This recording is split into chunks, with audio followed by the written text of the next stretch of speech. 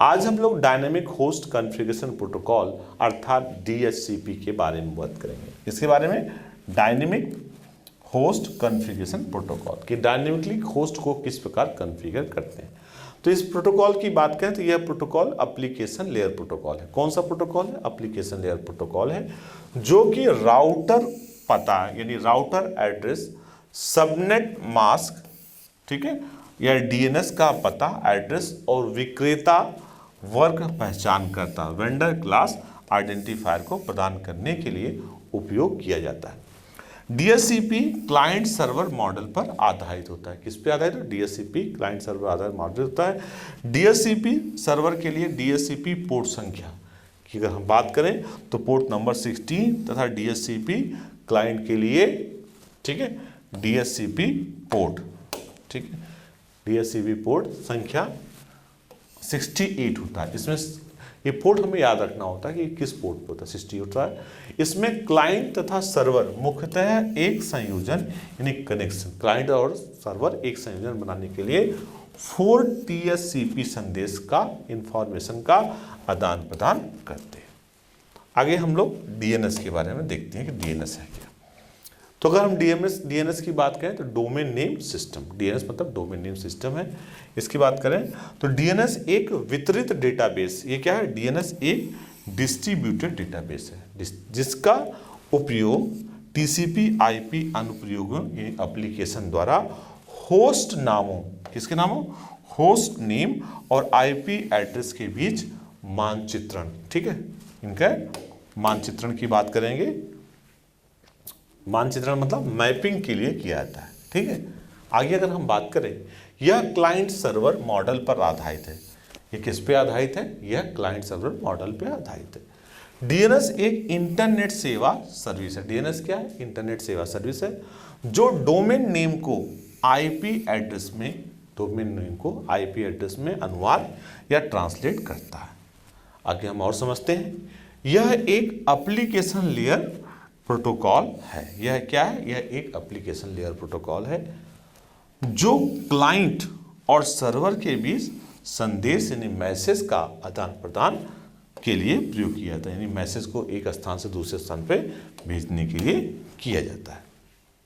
आगे हम DNS की और बात करें तो DNS में सभी डोमेन नेम, ठीक है, DNS में सभी डोमेन नेम और संबंधित रिलेटेड IP एड्रेस का भंडार या स्टोर होता है। DNS की सहायता से किसी डोमेन नेम, ठीक है, डोमेन नेम को उसके IP एड्रेस में अथवा किसी IP एड्रेस को उसके डोमेन नेम में अनुवाद यानी ट्रांसलेट कर सकते हैं। इसीलिए जब हम किसी वेबसाइट का डोमेन नेम किसी वेब ब्राउज़र पर क्या करते हैं? टाइप करते हैं तो DNS उसके IP एड्रेस में परिवर्तित करता है। मतलब जो हम नाम लिखते हैं तो क्या करता है? उस नाम को उसके IP एड्रेस में कन्वर्ट करता है, जिससे DNS सर्वर उस कंप्यूटर की पहचान यानी आइडेंटिफिकेशन कर लेता है, ठीक, कर उसे संचार यानी कम्युनिकेशन स्थापित कर सके। DNS पोर्ट की बात करें, DNS पोर्ट पर 53 पर ट्रांसपोर्ट लेयर के रूप में प्रायः UDP का उपयोग होता है। किसका उपयोग होता है? UDP का उपयोग होता है, लेकिन यह TCP भी उपयोग कर सकता है, TCP का भी। आगे बढ़, DNS एक पदानुक्रमित यानी हायरार्की है। DNS का एक अनुक्रमित है। आगे हम इससे कंपोनेंट की अगर हम बात करें कि what is the component of DNS, तो एक होता है डोमेन नेम, दूसरा होता है, ठीक है, डोमेन नेम, एक होता है डोमेन, दूसरा डोमेन नेम, तीसरा नेम सर्वर, चौथा नाम समाधान करता है, ये नेम रेजोल्यूशन की हम लोग बात करते हैं। नेक्स्ट है नाम कैश, नेम कैशेस, और नेक्स्ट है नोड जोन, ठीक है। आगे हम लोग डोमेन के बारे में पढ़ते हैं। डोमेन है क्या? डोमेन किसी वेबसाइट का पता या एड्रेस होता है जिसका प्रयोग उपयोगकर्ता तब करता है जब इंटरनेट पर किसी विशेष स्पेशल वेबसाइट को देखने की आवश्यकता होती है, जैसे कि ssgcp.com जो हमारी समसामयिक घटना चक्र है, इसकी प्रकाशन की साइट है, जिसमें कॉम डोमेन नेम, कॉम मतलब कमर्शियल, ठीक है, और SGGP क्या है? उसका नाम है, ठीक है। डोमेन नेम की अगर हम बात करें, डोमेन नेम एक ऐसा पद्धति है, सिस्टम है जो इंटरनेट पर किसी वेबसाइट का नामकरण करता है। क्या करता है? नामकरण करता है, जिससे उस वेबसाइट की पहचान यानी आइडेंटिफिकेशन हो सके।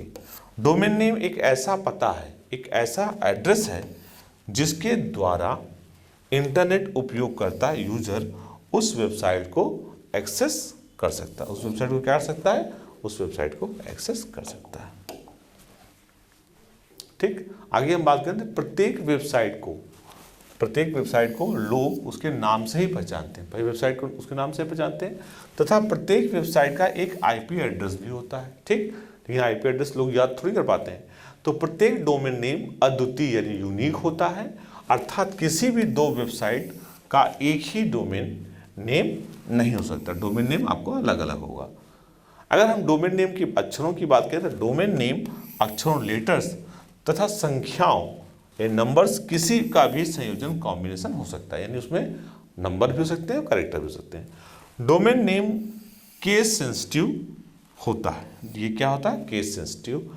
डोमेन नेम केस आपका इनसेंसिटिव है, इट इज इनसेंसिटिव। ठीक है, नॉट सेंसिटिव, इनसेंसिटिव मतलब, इसलिए उन्हें छोटे या बड़े किसी भी टाइप करने पर परिणाम वही प्राप्त होता है। यानी अगर आप स्मॉल लिखेंगे या कैपिटल में लिखेंगे तब भी आपको रिजल्ट वही मिलेगा। ठीक है, अगर हम डोमेन नेम की बात करें तो डोमेन नेम अधिकतम 63 कैरेक्टर यानी 63 कैरेक्टर के हो सकते हैं, जिसमें अक्षर, लेटर, संख्या, नंबर और संयोजन, कॉम्बिनेशन हो सकता है। और साथ ही साथ 4 character domain extension, 4 character domain extension जैसे .net, .org, .com की पहचान करने के लिए उपयोग किया जा सकता है। इसमें केवल प्रत्येक सिंबल, अगर सिंबल की बात करें, कैरेक्टर की बात करें के रूप में हाइफन का प्रयोग किया सकता है। यानी अगर हम कुछ सिंबल्स का प्रयोग करना चाहें तो हम हाइफन का प्रयोग कर सकते हैं। ठीक, आगे अगर हम डोमेन नेम कर रहे हैं, डोमेन नेम हाइफन के साथ शुरू या समाप्त नहीं हो सकता। अगर हाइफन बीच में हो सकता है लेकिन शुरू और अंत में नहीं हो सकता, और न ही लगातार हो सकता है, न ही लगातार हो सकता है। डोमेन नेम में वेबसाइट्स का नाम और एक्सटेंशन नाम इंक्लूड होता है, मतलब दोनों चीज़ें, उसका नाम और एक्सटेंशन नाम, और दोनों को डॉट द्वारा नेम और एक्सटेंशन को अलग अलग सेपरेट किया जाता है। वर्ल्ड वाइड वेब, ठीक है, वर्ल्ड वाइड वेब या डोमेन नेम का भाग होता है। यदि www को वेब ब्राउज़र के एड्रेस बार पर टाइप न किया जाए तब भी वेब ब्राउज़र इसे स्वयं एक्सेस कर लेता है। ठीक है, अगर उसका हम टाइप न बताएं तो भी उसका टाइप जो है अपने आप आ जाता है। ठीक, डोमेन नेम के कुछ उदाहरण की हम बात करते हैं, जैसे ssgcp.com, facebook.com, google.com, hotmail.com, yahoo, Microsoft, ये सब कुछ डोमेन के नेम है। अब हम लोग नेक्स्ट देखते हैं डोमेन के प्रकार, कि डोमेन के प्रकार कौन से। तो एक है top level domain. Top level domain मतलब है TLD, TLD मतलब टॉप लेवल। तो डोमेन TLD में .com के बाद लिखा जाने वाला अंतिम भाग किसी देश अथवा संगठन यानी कंट्री या ऑर्गेनाइजेशन को प्रदर्शित रिप्रेजेंट करता है, जिसे हम टॉप लेवल डोमेन कहते हैं, TLD कहते हैं। टॉप इंडिकेटर भी कहते हैं, टॉप इंडिकेटर भी है। Internet corporation for assignment name and numbers, internet corporation for assignment names and numbers, ICAN एक ऐसी इकाई है जो इंटरनेट के लिए डोमेन और IP एड्रेस का समन्वय यानी कोऑर्डिनेट करती है। ठीक है, टॉप लेवल डोमेन के कुछ एक्सटेंशन की अगर हम लोग बात करें तो जैसे कॉम का मतलब कमर्शियल, ये व्यवसाय कार्यों से संबंधित है। दूसरा EDU यानी एजुकेशन, ये शिक्षा संबंधित है। तीसरा ORG यानी ऑर्गेनाइजेशन, ये संगठन संबंधित है। .gov गवर्नमेंट, ये सरकारी कार्यों संबंधित है। .mil यानी मिलिट्री, ये सैन्य संगठन संबंधित है। .int यानी इंटरनेशनल, ये अंतर्राष्ट्रीय से संबंधित है। .co मतलब कंपनी, ये कंपनी संबंधित है। .info मतलब इंफॉर्मेशन, ये सूचना संबंधित है। और अगर हम डॉट नेट की बात करें तो नेटवर्किंग, ये नेटवर्किंग से संबंधित है। यानी हम उसके डोमेन नेम से हम जान सकते हैं कि वो डोमेन नेम किस कंपनी के लिए बनाया गया है।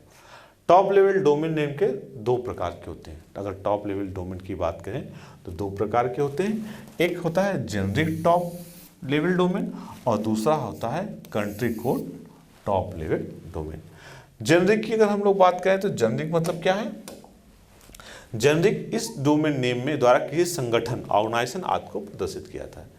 इसमें 3 या 3 से अधिक कैरेक्टर हो सकते हैं, ठीक। और इनका एग्जाम्पल की बात करें तो .com है, .aero है, .biz है, .edu है, .org है, .gov है, .moi है। MOI होता है मोबाइल यूनिट से संबंधित है। .jobs है तो एम्प्लॉयमेंट रिलेटेड जाइट्स, ठीक है, इसमें एम्प्लॉयमेंट से रिलेटेड की बात होती है। कंट्री लेवल डोमेन की अगर हम लोग बात करें तो इस डोमेन में .in ये इंडिया के लिए है, .us ये यूनाइटेड स्टेट ऑफ अमेरिका के लिए है, .dk ये डच के लिए है, .ca this is for Canada, .at Australia, .it Italy, .uk United kingdom, .ru रसिया के लिए।